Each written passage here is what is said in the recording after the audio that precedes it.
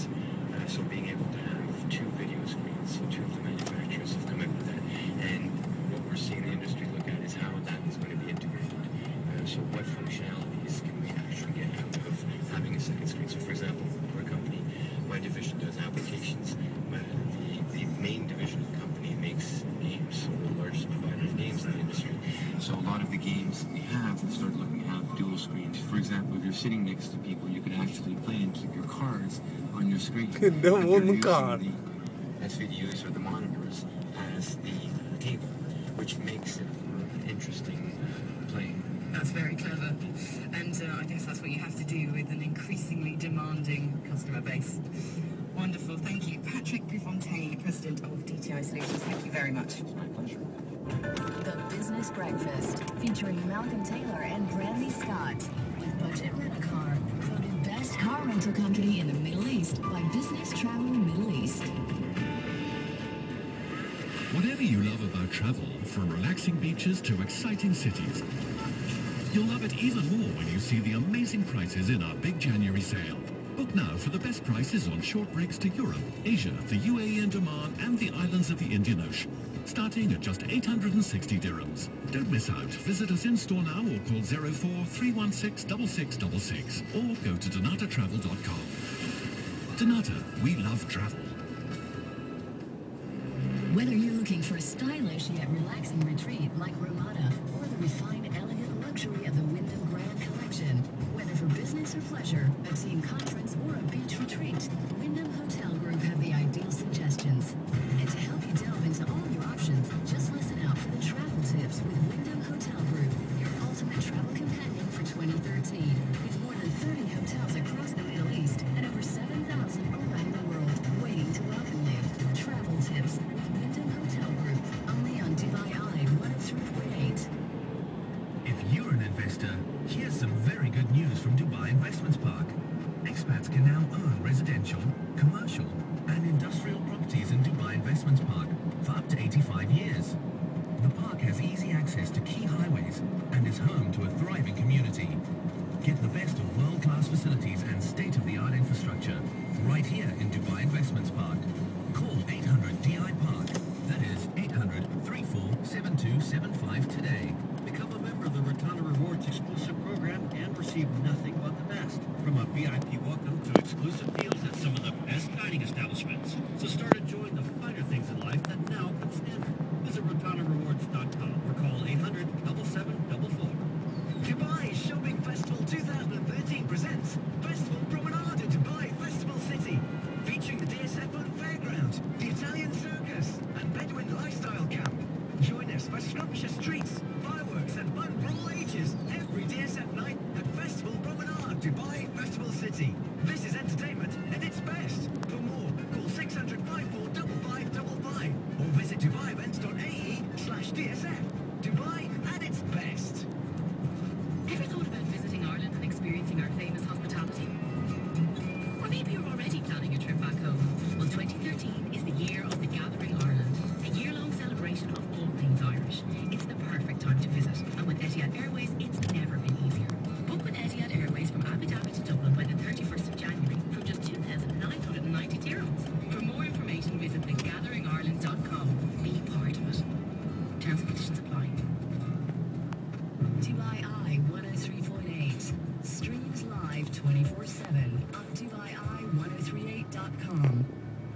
And fog is the order of the morning. It's thick everywhere this morning. So traffic news probably more needed today than ever.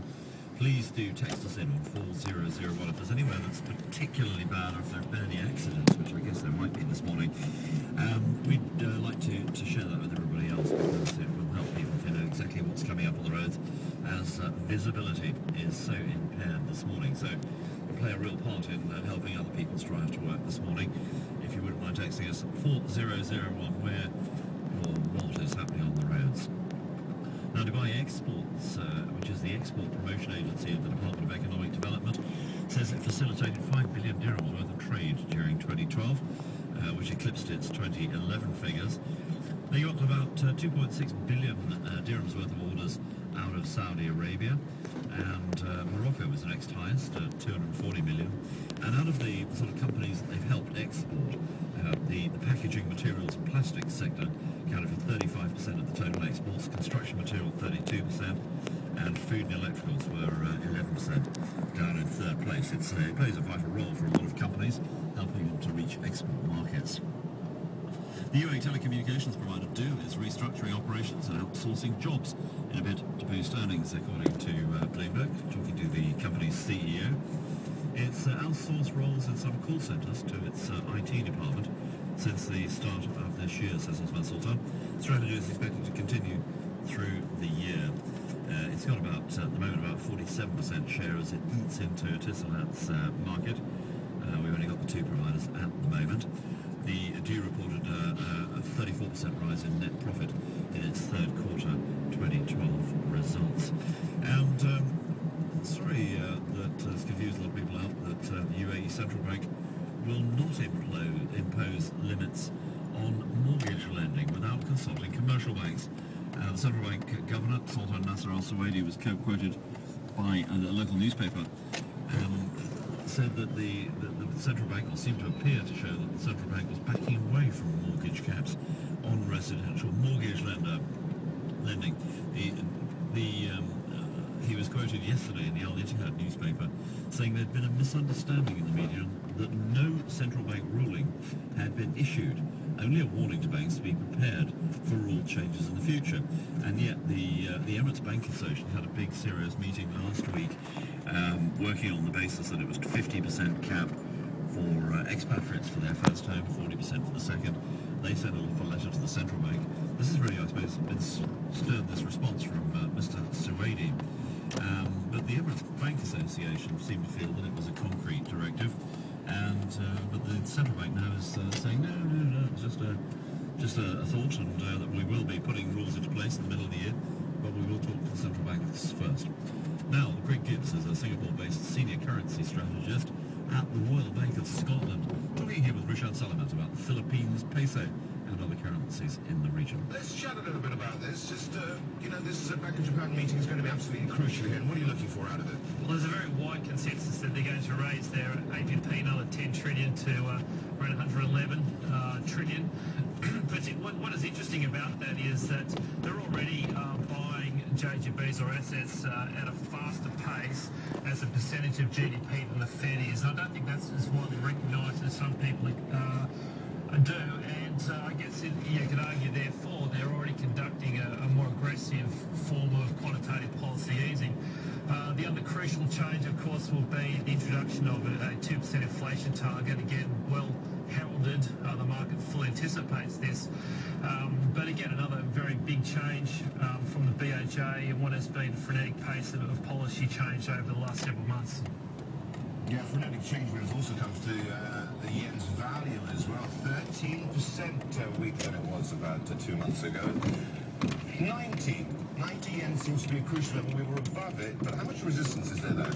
Well, it's been trading around 90, I guess, since last week. There were a lot of option barriers there which were kicked out as well. It hasn't exactly taken off from that level. It's a big psychological level as well, and as we've seen a lot of comments from Japanese advisors and ministers, talking about the pace of this yen's depreciation, and perhaps, if it went too far, they may have to pull back a little bit on what they've been doing. So I think psychologically it's impacted on some of the policymakers and advisors in Japan, and it's certainly impacting on the markets.